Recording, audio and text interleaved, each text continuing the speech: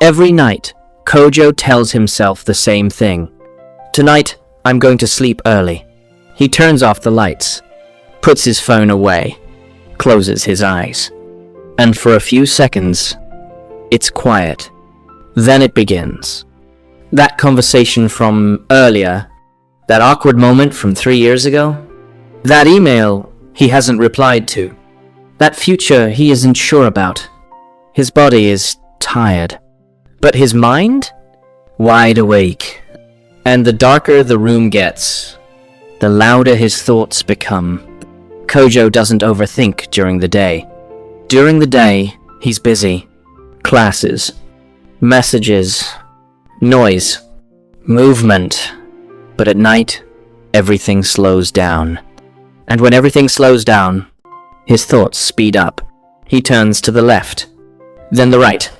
He replays conversations, rewrites sentences he already said, imagines worst-case scenarios.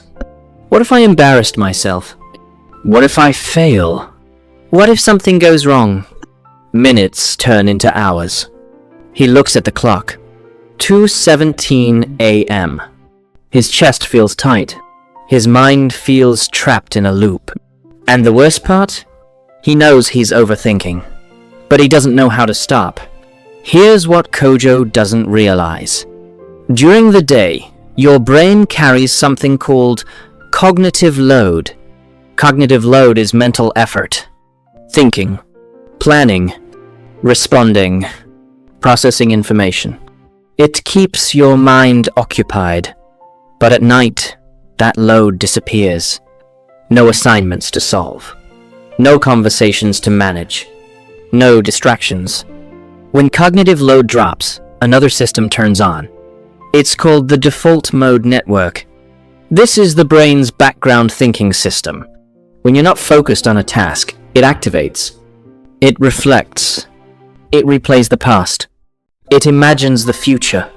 It searches for meaning. At night, when everything is quiet, this network becomes louder. And that quiet becomes a stage for worry. There's something else happening too. Your body follows a circadian rhythm, a biological clock. Late at night, your emotional brain becomes more sensitive. This is called circadian vulnerability. Small worries feel bigger. Uncertainty feels heavier. Hope feels smaller. That's why a problem at 2 p.m. feels manageable. But the same problem at 2 a.m. feels overwhelming. And beneath all of this is something ancient. Evolutionary survival. Long ago, nighttime meant danger. Darkness meant vulnerability. So your brain learned to scan for threats in the dark.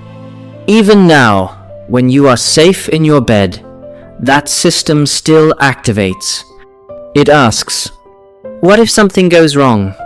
It thinks it's protecting you, but instead it traps you in what psychologists call the rumination loop. Rumination is repetitive thinking without resolution. The more you replay the same thought, the stronger that mental pathway becomes. And the stronger it becomes, the easier it is to enter it again the next night. But loops can be broken. First, there's the 1-5-minute rule. If you can't sleep after about 15 minutes of overthinking, get out of bed. Not to scroll, not to stimulate your brain. Just move somewhere dim and calm. This breaks the connection between your bed and anxiety. Second, try cognitive shuffling. Pick a random word, like apple. Then think of unrelated words for each letter. A, airplane.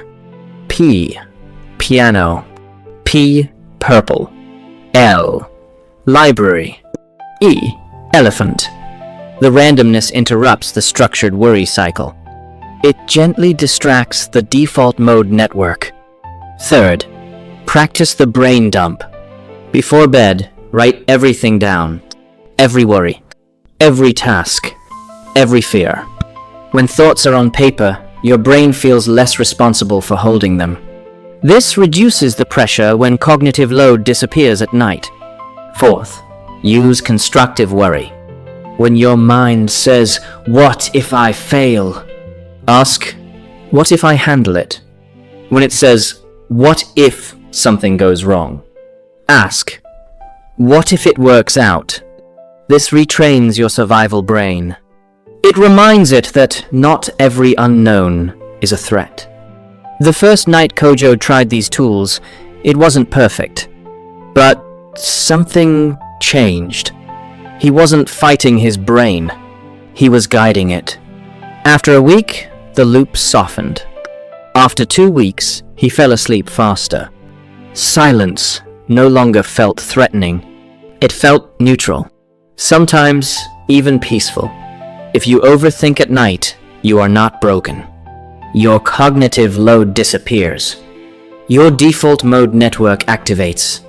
Your circadian vulnerability rises. Your survival brain scans for threats. And the rumination loop begins. But loops can be interrupted. Thoughts can be redirected. And nighttime can become quiet again. Your brain is not your enemy. It is a system that can be trained. And when you understand it, you don't fear the night anymore. You rest in it.